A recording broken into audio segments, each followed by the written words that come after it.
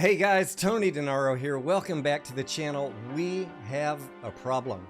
I'm sure by now many of you have seen this article. It's making the rounds on Twitter, Reddit, and YouTube. The headline screams, SEC greenlights $35 trillion pension pot for clearinghouse default. Oh man, that sounds ominous, doesn't it? Sounds like we have a problem, but the problem is not the SEC or the OCC. The problem is this community and the amount of clickbait and misinformation that people are willing to push out into social media, misleading investors. We're going to talk about that, and I'm going to explain exactly what is going on with the OCC and the pension funds. Stick around and let's talk about it.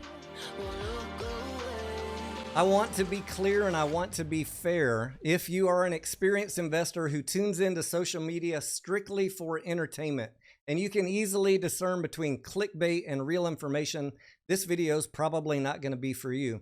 But there is a systemic problem that's been going on for a long time in this community about trusted people in the community putting out information without any clear understanding whatsoever of what they're talking about. And because they have a large following or because they talk about it with emphasis, people automatically believe it. Today, I'm going to walk you through this particular article because it is getting a lot of attention. A lot of people are asking me questions about it. And if you are an inexperienced investor or maybe somebody who trusts too easily, you're going to want to hear the explanation of what this is really about. And then we're going to talk a little bit more about the systemic problem in this community with clickbait and people who should not be trusted. I'm going to keep this as short and sweet as I can. The article in question, the clickbait headline in question, came from a website called trustnodes.com. There is no author name on this article, and I have reached out to them to speak to the author and ask them to do a correction or a complete retraction of the article due to misstatement of fact. Let's look at what the first paragraph says here. The Securities and Exchange Commission has removed a $1 billion cap on the amount of pension funds that can be tapped by the OCC, the Options Clearing Corporation, in case one of its members defaults. Specifically in the second paragraph, it's talking about non-bank liquidity facility, and I'm going to explain to you what that is. The origins of this non-bank liquidity facility and the OCC go all the way back to an update in regulations back in 2015 for risk mitigation. But the reason that this article on Trust Nodes was published and the reason it's getting attention on Reddit, Twitter, and YouTube is due to an update to the regulation that hit the Federal Register on September 2nd. I have read through the complete article on trustnodes.com as well as the update to the regulation on the Federal Register. So let's talk about what exactly is a non-bank liquidity facility and why it is very dangerous for you guys to be getting information that you think is legitimate from people who have not done more than read a headline. So what about that $35 trillion on the headline? Is the OCC really going to plunder all the pension funds in existence in case of a liquidity crisis? If you actually read the regulation, it says, instead of retaining the $1 billion funding limit for the non-bank liquidity facility program, the OCC proposes to establish a target across all external liquidity resources of at least $3 billion. Now, if you can do the math, $3 billion is a lot smaller than $35 trillion. And if you bother to read the entire article on trustnodes.com, which many people did not do out of laziness because it is behind a paywall, it clearly calls out the exact same wording from the regulation in the Federal Register, noting that the OCC proposes to establish a target across all external liquidity resources of at least $3 billion. There is no mention in the regulation about $35 trillion. That is a clickbait headline made up by the author of this article on this website. Let's get into that. The article author goes on to say, though, that in theory, if there's some sort of collapse like the banking crisis in 2008, the OCC would be able to use the entire $35 trillion held by pension funds to meet OCC's liabilities. This is a complete mischaracterization of facts, and you need to actually understand what a non-bank liquidity facility is and what those agreements are between certain pension funds and the OCC. So let's spend one extra minute talking about that. And I know that some of you are going to focus on this paragraph, so we're going to talk about it directly that says that removing the $1 billion funding limit would remove one of the specified terms that would require the OCC to file an advance notice.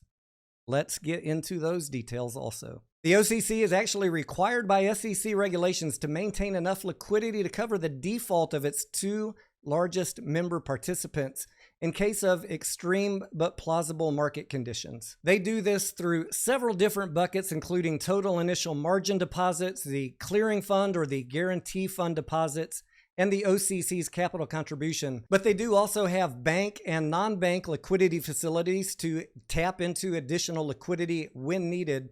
Think of these as lines of credit. The important thing to know is that non-bank liquidity facilities, pension funds like CalPERS, mentioned here in this press release, have agreed to provide some cash, previously up to $1 billion, now going up to $3 billion, to the OCC when the OCC needs extra cash because it is a relatively low risk and it provides them some extra income. With the contracts that these couple of pension funds have signed with the OCC, this is a line of credit. It is in no way carte blanche access to the entire pension fund, and it is certainly not access to all of the pension funds in the United States. Bringing it all home, why is the OCC even dealing with non-bank liquidity facilities like pension plans?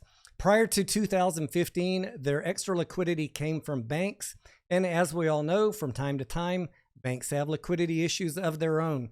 And the contracts that the OCC has with these banks are typically on one-year terms with different expiration dates depending on which bank they're getting extra liquidity from. Expanding their extra liquidity pool or their line of credit to non-banks like pension funds was a risk mitigation factor. So that is how this came to be in the first place. People are reading the article on trustnodes.com and reading through the regulation on the Federal Register and having concerns that the OCC is requesting the removal of the requirement to file an advance notice to increase the credit limit from $1 billion to $3 billion, or maybe even greater than $3 billion. Generally, when they're requesting an increase like this, they need to file a request with the SEC and on the Federal Register notifying folks that they are going to be increasing the funding limit. What the OCC is asking to do, what they've been approved to do, is have the ability to go to pension funds and ask for an increase in their line of credit